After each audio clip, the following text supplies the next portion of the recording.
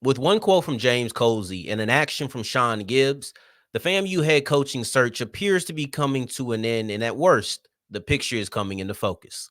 Oh yeah, it's locked on HBCU. Play my music. You are Locked On HBCU, your daily podcast covering HBCU sports. Part of the Locked On Podcast Network, your team every day.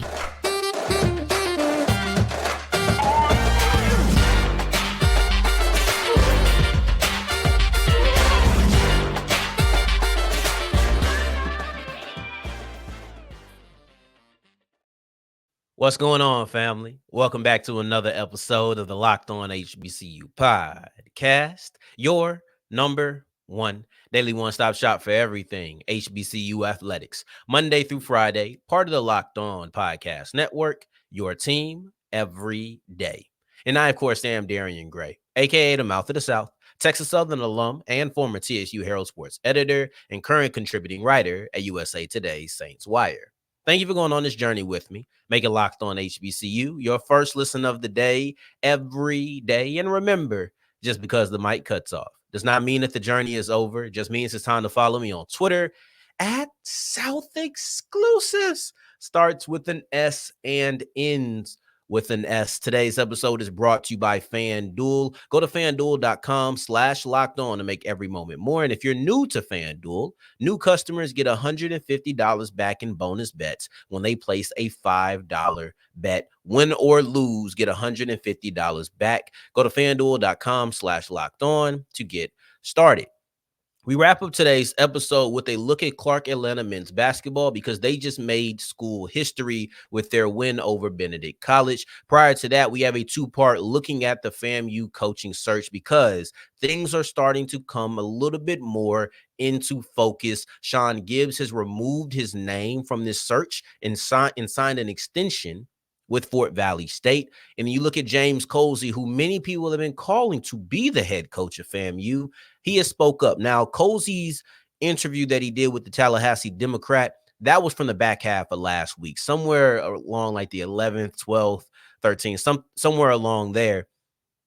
Gibbs, he actually removed his name from the running 40 minutes before I started recording. So one's way more recent than the other. But let's look at Colzie because James Colzie speaks. And now with the latest actions, I think that his words are going to become even not solidified, but even closer to becoming true.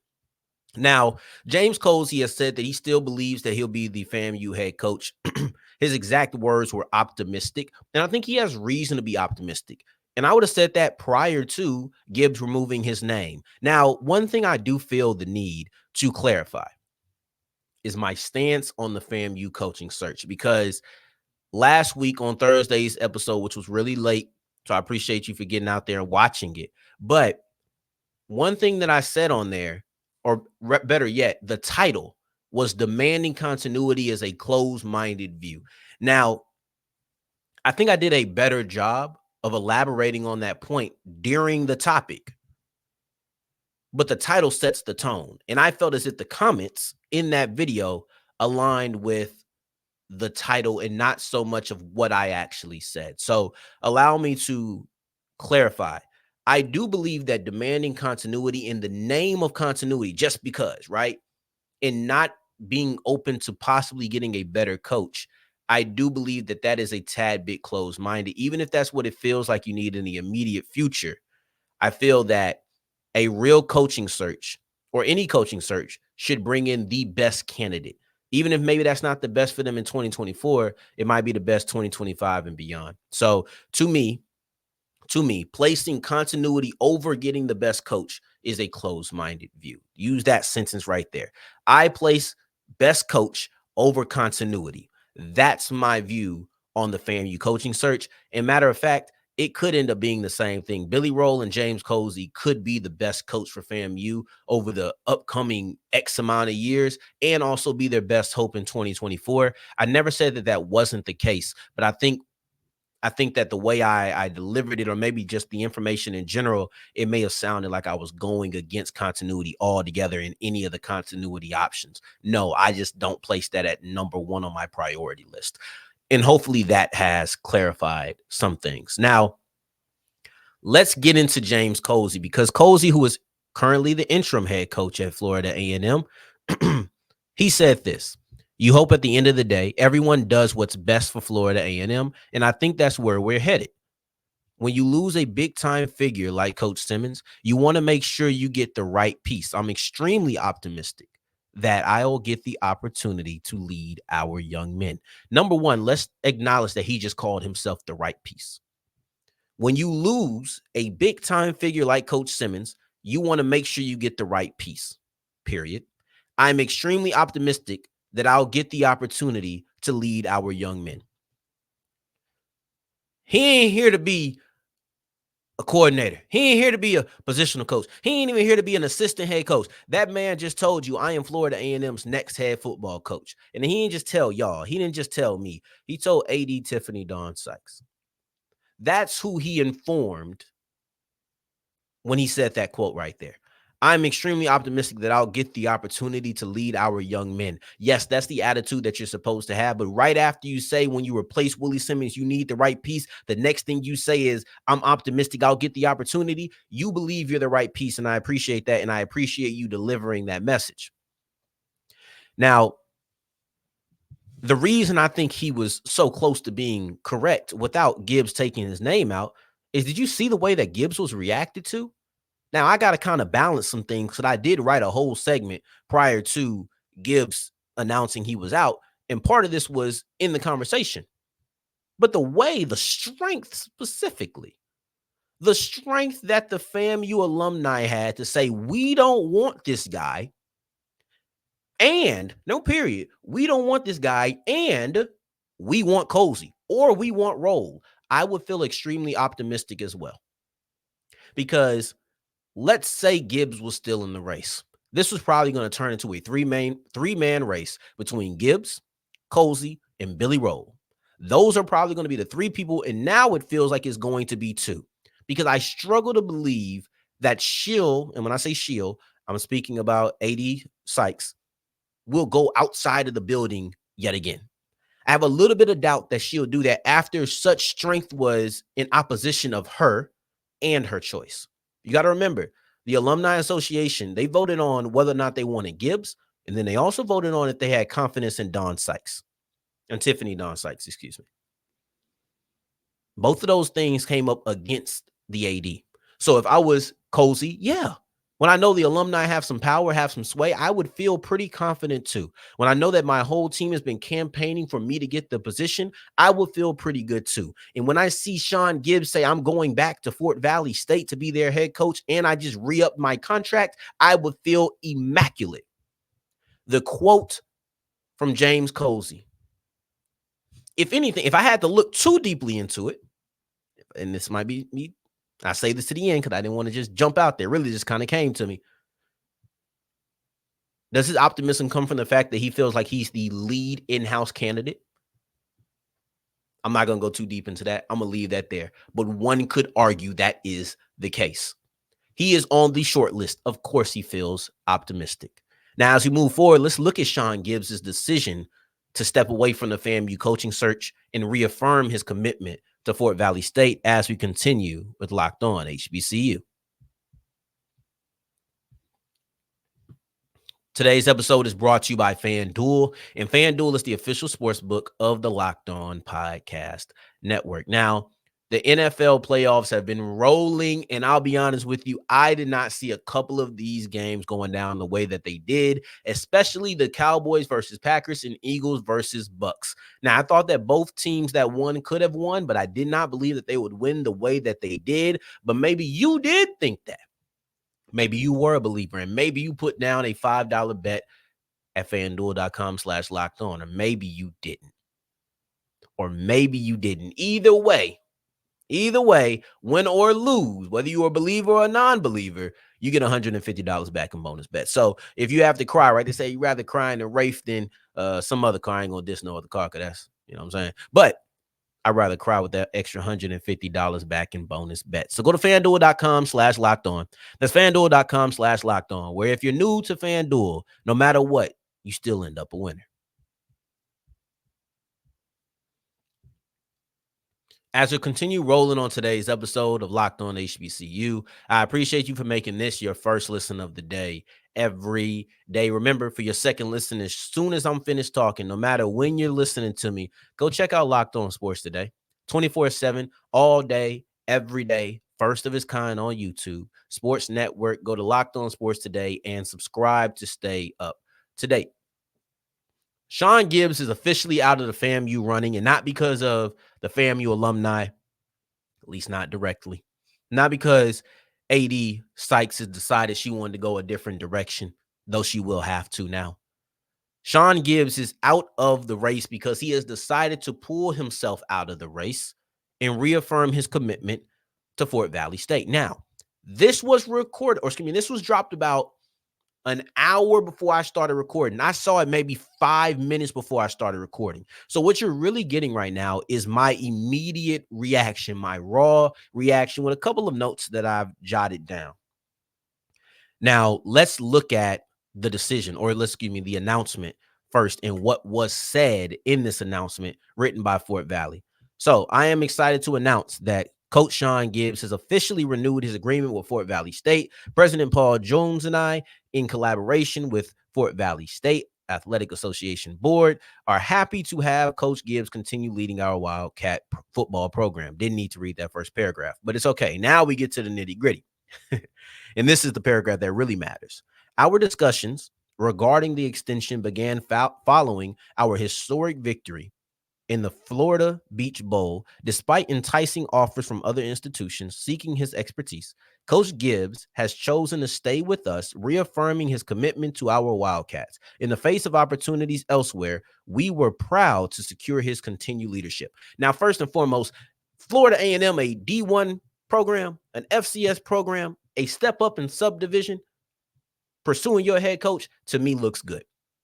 To me, that looks good. Though he didn't leave, though he did think about leaving, it's very regular. That's very regular. And he didn't agree to leave. It's not as if he was like, yeah, I'm going to FAMU. It was just they're set to hire him. I looked at it as they were going to give him the job offer. Technically, I do think he was going to take the offer. But it wasn't a situation like Fred McNair, where you were so far gone to TSU, you going back to Alcorn probably would have been a bad look for Alcorn. He was just connected enough to the Rattlers to where it's a good rub towards Fort Valley State. From a D1 to a D2 perspective, it does make your coach look good. But let's get into it. Not only is he back with Fort Valley State, he's also getting an extension, something they had already worked on. I'm glad that they didn't act as if he didn't have other offers or as if he wasn't, interested. He clearly was. But now he's back with Fort Valley State. Now, I've been saying he should have done this for a minute. And I think that it was the right call for him to take himself out of the race. They don't want you there. At the end of the day, you were going into an environment where the alumni didn't want you, the players didn't want you, where the team, or not just the team, but just people in general kind of looked at you as an enemy. It was so many negative attributes for Coach Gibbs walking into that room. Because mind you, I still believe that FAMU is the best coaching vacancy that was available in the offseason. I mean, they just won the stinking HBCU Super Bowl, for God's sake. Like, this was an elite, or is an elite opening. But for Shawn Gibbs, it was not worth it. I'm not taking that challenge on. I'm okay taking challenges. Don't get me wrong, but I'm already a head coach at a place that loves me. Now I would be a head coach at a place that I have to convince to even like me. No, thank you. No, sir. No, ma'am. So I do agree with this decision. But this makes things significantly more crystal clear. Yes, James Colzie saying that he's optimistic that he'll lead the team. In honesty, it means nothing. Like, let's just be real. I put it as the lead segment because James Colzie is one of those guys who is close. And I was going to break down his sentence. I don't think that quote means anything without my analysis. And I don't say that to be full of myself or to be conceited or anything. I just think it's a duh quote. Like, of course you're optimistic. But I want to break down why his optimism was, in my opinion, correct, right? That's what I was breaking down. But of course he feels optimistic. But Shawn Gibbs removing himself from this. Oh, yeah. Now that's a different conversation because you're now looking at a coach who was directly connected. Now, we can always say that the players and the alumni wanted Colzie, but nobody's been connected to that FAMU job the way that Shawn Gibbs was. So this is one thing. If I was Shawn Gibbs, I would not want to walk into that environment being Shawn Gibbs. So I think he was right to remove himself from the race. But now that Gibbs is out of the race, what does it mean? I don't think that Tiffany Non-Sykes tries to go the out of the program road again. I think that is going to be either Billy Roll or it's going to be James Colzie. And if she does decide to go out of FAMU's building, then it get really interesting because that just means she doesn't like the two options in the house. That just means she's not a fan of Roll. It means she's not a fan of Colzie. And she really just thinks the better option is not on the coaching staff or not slightly removed from the coaching staff in the way that Roll is. So I think that Shawn Gibbs taking a step back and saying, I don't want this job, now is going to make things crystal clear. Because if Colzie or Roll isn't hired soon, and we start hearing more outside people connected, it's going to tell me that the AD does not believe in these two men.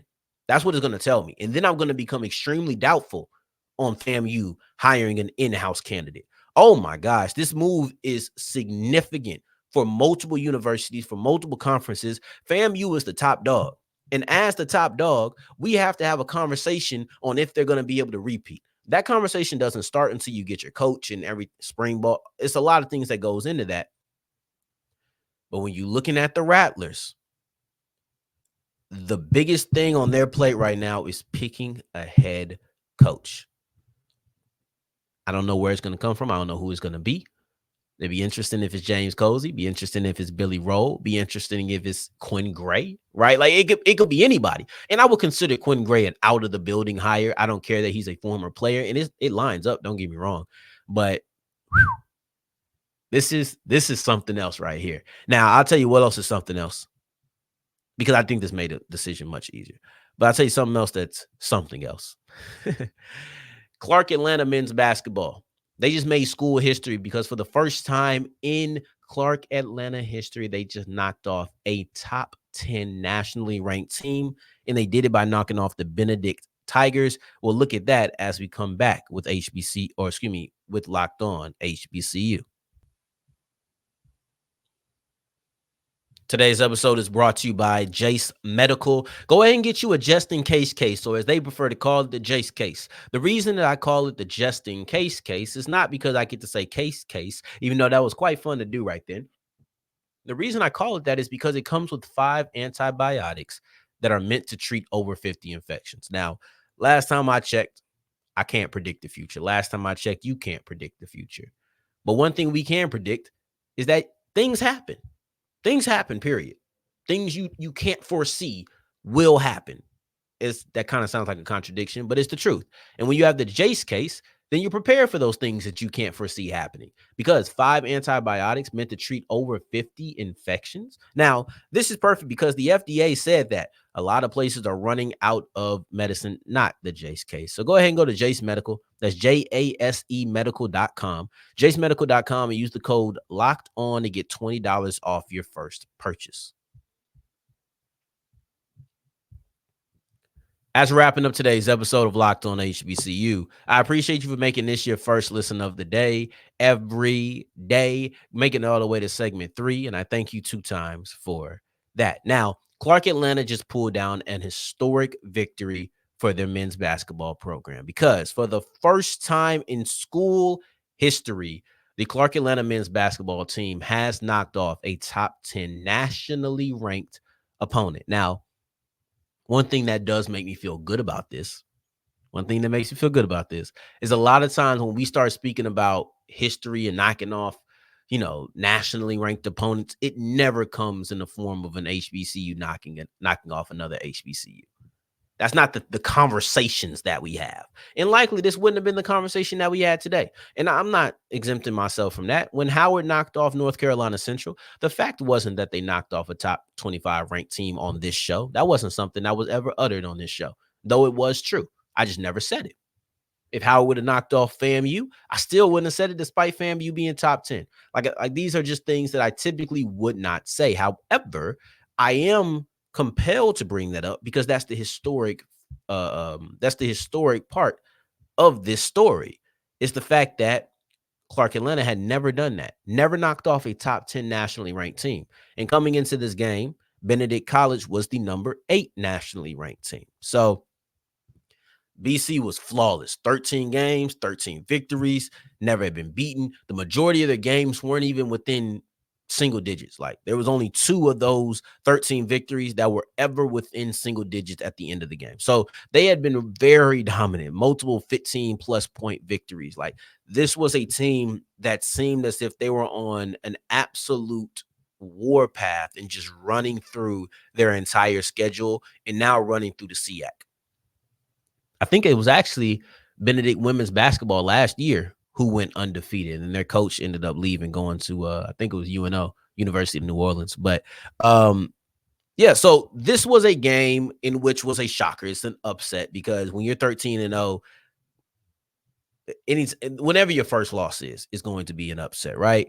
But this game had its back and forths. Don't get me wrong, but it was really Benedict College who was leading this game for the majority of the time. It was from the first half, the end of the first half, until the end of the game, Clark had the lead or it was tied. Benedict College didn't lead the game after the end of the first half. Now, where it all happened, where everything turned around, was about 11 and a half minutes left in the first half. Now, so towards the middle of the first half, they were down 12, Clark Atlanta. They were down 12, but then they went on a run in which they ended the half 35-19, right? So they were down 22-10. Yeah, 22-10. It ended up 45-41 at the end of the half. Now, I understand that a 12-point lead at any point in the game in the first half really is not anything major. Them coming back and leading the first half by 4 points. All right, whatever, right? But it was that moment where they just kind of rode that energy throughout the rest of the game. And I feel like when you're going up against a team like Benedict, you have to be able to ride energy. You have to. And Clark, once they took the lead, they let the tie come in, but they always responded. They always responded. When you get close, you tie the game up, they're going to put up a couple of buckets, whether that's a 3, whether that's leading by 5, leading by 7. I felt as if they always knew how to answer the charges, and they were always far enough ahead to where those charges that they had to take, poor choice of words when looking at basketball, those runs that they had to take from Benedict College, they were able to accept that and still never go into a deficit, because every time they took that run, they went on a miniature run of their own. So they finally closed it to come into regulation at the end of regulation. But then you're looking at an overtime where Benedict doesn't make a single shot. They don't make a single shot all overtime. They do make 2 free throws, but they don't make a shot.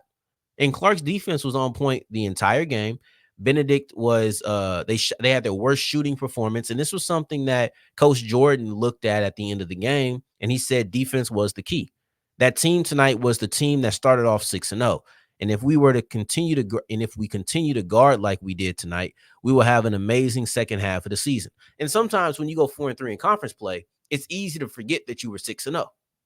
It's easy to forget that, but these players played solid defense. And then offensively, well, the real story is Chris Martin went absolutely ballistic. And after a couple of slow games, scoring-wise, he exploded. It's almost as if he said, I'm going to sit down these last 2 games. He scored 12 points total, I believe.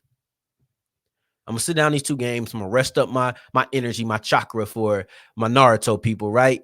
And then I'm going to go in with the craziest attack that I can in this game, because we're going up against the top team in the conference. And he dropped 32 points. That'll get the most of the attention. 32 points, but it was a complete game, efficient game. 10 of 15 from the field. So you're looking at about a 67 field goal percentage. 3 of 5 from behind 3-pointers. So you're shooting 60 from 3-point. You got to the line, made all 9 of your free throws. So you're shooting the ball well from inside, from outside. You're getting to the line, drawing contact, and you're getting all of your free money. Like, there wasn't a part of the game where you could feel like, I wish he could have done that. He rebounded the ball well with 8 rebounds on a day. This was a complete game by Chris Martin. And you look at Elijah Stewart, who had an equally as complete game with his 4 rebounds, I believe it was, 19 points. He shot 5 of 10 from the field, so he shot 50%. He knocked in a couple of threes. This guy, or both of these guys, played really well at the moments that they needed them to play well. This was a big-time game. They showed up with some of their best defense, some of their best offensive performances, and then also, just in general reminded you of the team that started off 6-0 in the way that Coach Jordan said.